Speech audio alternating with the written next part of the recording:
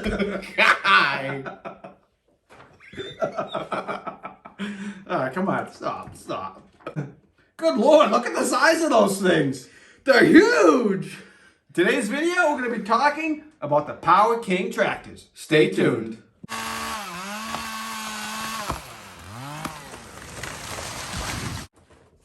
Alright, so like we said, today's video, we're going to be talking about what I consider probably one of the most impressive looking garden tractors ever made. And that's going to be the Power King line. So a lot of people, if you ask them the garden tractor with the big rear tires, they might think of a few different brands. They might think Case Ingersoll. They might think of Speed X. They might think Power King. All right, Brett, you ready to go to school? Only for tractors. All right, let's go. So it started in 1946 in Waukesha, Wisconsin, when Engineering Products offered the Economy tractor. They had one model until the 1950s at some point when they started offering a smaller model known as the Jim Dandy. So the Jim Dandy had smaller tires and it was meant for smaller jobs. The larger Economy tractor was meant for bigger jobs, had bigger tires. You could get it with 24 or 16-inch rear rims. So around 1977, it changed from Economy to Power King. Do you have any idea why they changed the name? Probably for better sales. So Economy made people think cheap. It was made cheaply or it wasn't quality. Exactly. Power King just had a tougher sounding, cooler name, which you have to admit, Power King sounds way cooler than Economy. Yeah.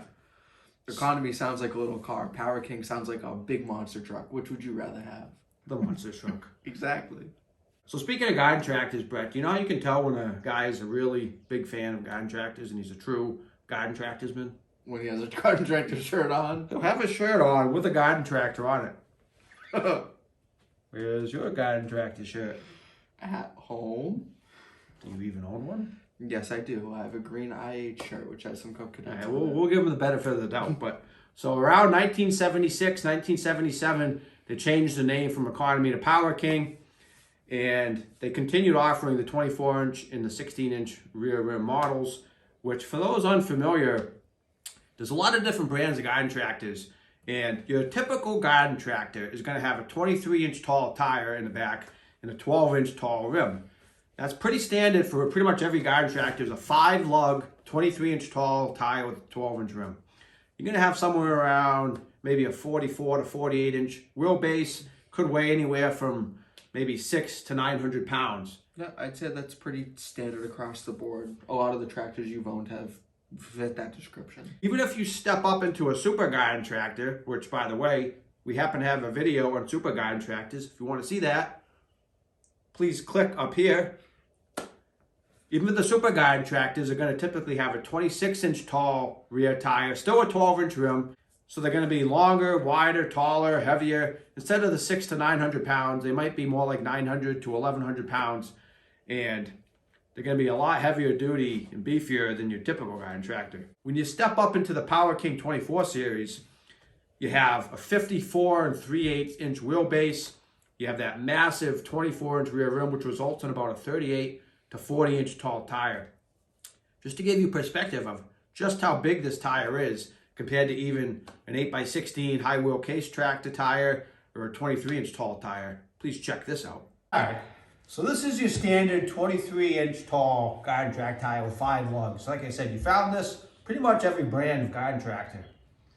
This is an 8x16 tire that you'd find on a high wheel case, some of your Power Kings, some Speed X's, but also some of your Power Maxes from Simplicity, Alice Chalmers, Montgomery Woods. So this is, as you can see, a huge difference from your standard 23-inch tall tire. This is the Ford 13.6-16 tire, which happens to be pretty much the exact same height as your 8.3-24 Power King tire. Although it is quite a bit wider, it's the same height, so this will give you a pretty good visual of just what the difference is with those 3 size tires. And the other thing is that 24 series Power King weighs somewhere around 1,100 pounds, so it's really hard to even call it a garden tractor. I think it's really more of a small farm tractor, if I'm going to be honest. Yeah, it sounds more like you're describing the Ford with just less beefy, smaller components, not really a souped up garden tractor. The front tires on the 24 series Power Kings had 12-inch rims, which means the front tires are about the same size, at least height-wise, as most standard garden tractors' rear tires. They had 19 inches of ground clearance, so they're really ideal, and they were aimed at serious gardeners, loggers, tasks that you probably could do with a garden tractor, but it'd be really tough. Speaking of logging, if you want to check out whether or not a garden tractor can actually do some serious logging, please check out this video. Right here, or maybe over there. So like I said, the Power King was really geared towards serious gardeners, farmers, loggers, people that wanted to use a tractor for more than just mowing their grass. Not that you couldn't do that with a Power King, but it was meant for much more.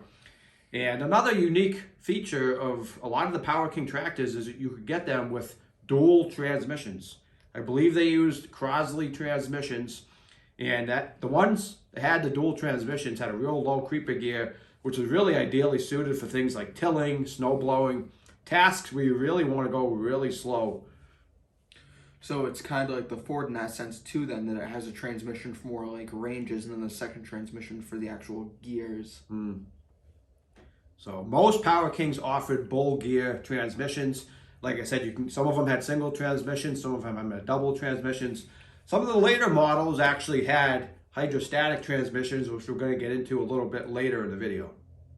So the earlier Power King tractors had metal hoods, and sometime around the mid-1980s, maybe like 1984 to 1986, they changed over to plastic hoods.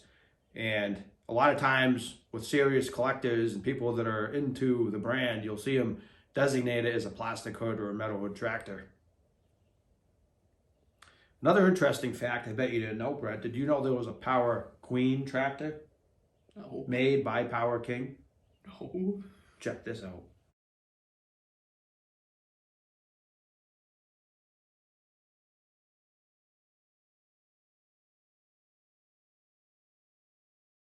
So don't mind me, I really enjoy reading these old brochures. I have them for a number of different brands. Why don't you go grab those, son? These are going to be from my favorite I think these are probably three of my favorites, and these are probably three pretty comparable tractors. You have the Power King 16 series on the cover of this brochure. You have the Case High Wheel series, and then you have the Simplicity Power Max series. All three could utilize 8x16 rear tires, which, like I said, resulted in a 30 to 32 inch tall tire. But the difference is the Power King offered the 24 inch rear rim model, which the other two brands did not, which meant you could have a real beefy looking big tire that really gave it that classic farm tractor look. So what you're saying is that the biggest, baddest tractors offered by the competitors was the little guy for Power King. Well, I mean, it's debatable. Really though, it's a debatable topic. You say the biggest garden tractor ever made. Do you go by tire size, tire height, weight? Do you go by, what do you go by? So it's really a debatable topic. I mean, you had tractors like the Simplicity Power Max series, which was also offered under Allis Chalmers, Montgomery Ward's is the Twin 20. They were technically bigger in a lot of ways. They weighed more than the 2400 series. They were about 200 pounds heavier, and they had 3 ranges. So, the tire sizes were pretty comparable. What they were, I would say, a little more stout and beefier than the Power Kings. But the Power Kings have that bull gear transmission and a higher ground clearance. And I would say, really, they're probably more suited to woods work and gardening work than the Power Max, which was probably going to be better for field maintenance, large estate, mowing, that kind of thing. But then also, if we're talking about the biggest garden tractor, if you want to go by sheer horsepower, that would be the Wheelhorse D250. So yeah, which, that's kind of a thing of myth, kind of a thing of legend. They say it was actually like 35 horsepower for the Wheelhorse D250, but to get it in the States and not have to put ROPS on it or a rollover protection system, they said it was 19.9 horsepower because it had to be under 20 to get in without the ROPS. So even though it was really, a 35 horsepower Renault engine, they said it was 19.9. But getting back to the topic at hand, the Power King, let's do a little reading from the brochure together. I have a question, Dad. What? Instead of reading me kids' books, why don't you read me this when I was growing up? I did, son. Why do you think you're so obsessed with garden tractors? I don't know. You don't remember those bedtime stories? All right, so let's look at the brochure together. So I'm not 100% sure, but I believe this is from 1992. The reason I say that is it says 46 years of American ingenuity and craftsmanship. started in 1946, so that would put us at 1992, if I'm not mistaken, which looks about right for this vintage.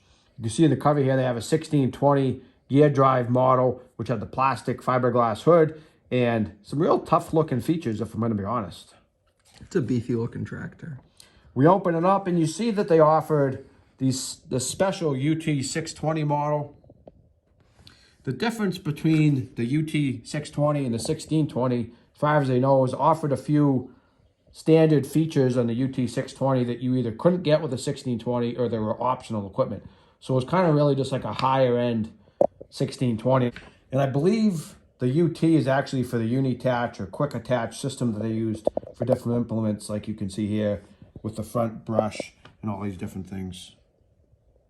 So when you get into the 24 series, like we talked about earlier, you can see, like I said, it has that 38-inch outside diameter tire and a 24-inch rim, and then 18, 19 inches of ground clearance, depending on where you read. I believe the other page it says 19 inches, but it really comes in handy if you want to drive over crops without crushing them with the undercarriage of your tractor.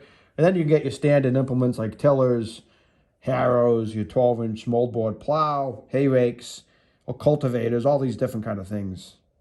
And as with most big super garden tractors, you could get category 0 3-point hitches, you get hydraulic lift for your implements, you could get PTOs, you could get front end loaders, and all kinds of other goodies.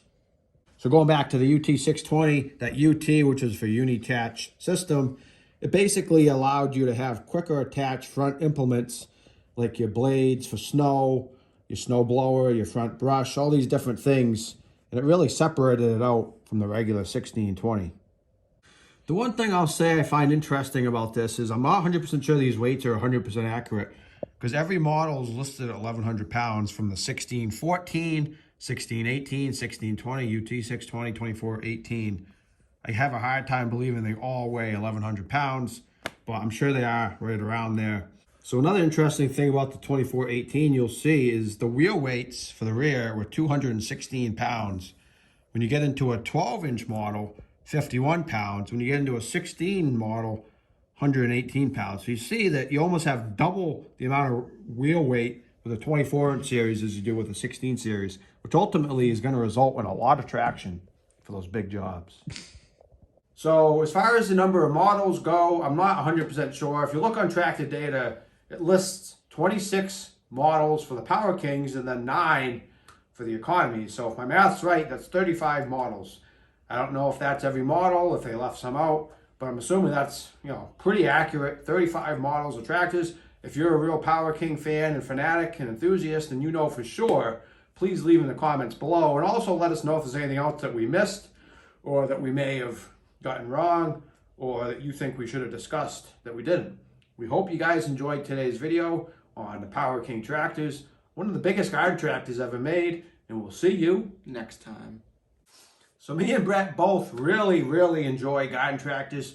We enjoy talking about them a ton, and that's why I'm thinking about bringing back the Tractor Tuesday series. Yeah. Like we said, we really enjoy talking about tractors, especially old vintage garden tractors. So I'm thinking every Tuesday I'm going to release a vintage garden tractor video. This being the first one of this series, I'm going to try to do it throughout the summer. I can't promise that I'm going to be able to fulfill that promise, but I am going to do my very best. If there's any specific models or brands or anything you want to know, please leave it in the comments below, and the most interesting ones will turn into videos just like this.